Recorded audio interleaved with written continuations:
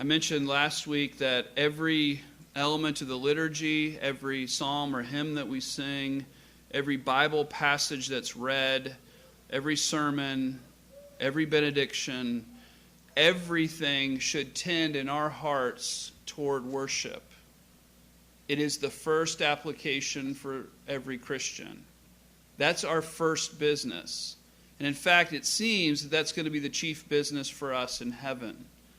So if you're not passionate about worship, and today in the evangelical world, worship is confined to the music.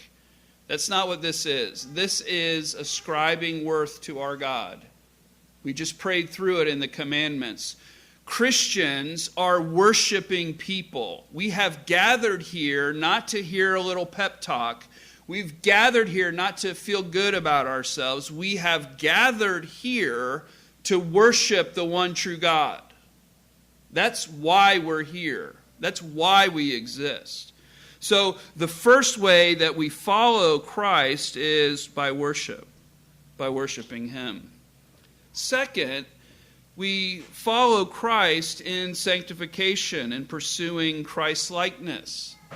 That's really the second act of following Christ, is to be more like Him. So we are searching the Scriptures, searching our hearts, seeing the ways in which we need to repent and turn from our sin and walk in new obedience after Him. The second way we follow Him is through Christ-likeness, through sanctification. And then third, we follow Him through disciple-making. We follow Him through evangelism, through instruction. And here I think is an area of weakness for us as Reformed people. And we have to confess today, some of you came from a more Arminian, Pelagian kind of background. You were more zealous to preach the gospel then than you are now.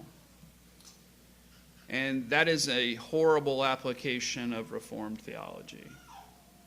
It's actually inconceivable that we, in our growth in godliness as Reformed people, would think that evangelism is unimportant.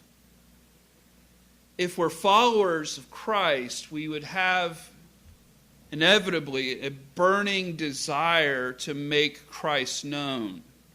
And these men whom He picked and selected to serve in this capacity, their lives would be characterized with this singular focus and allegiance to proclaim Christ. Now, not everyone is a missionary. Not everyone is a pastor. Not everyone's an elder or a deacon or serves in these official capacities. But each of us who are disciples are witnesses and ambassadors for Christ. So there may be a deficiency in us today in our following Christ. We may not be preaching Christ. We may not be making His gospel known. And that's the chief business of the apostles. It's the centerpiece of the commissioning of the church. And certainly it should be a hallmark, a true mark of a church to preach the gospel of Christ.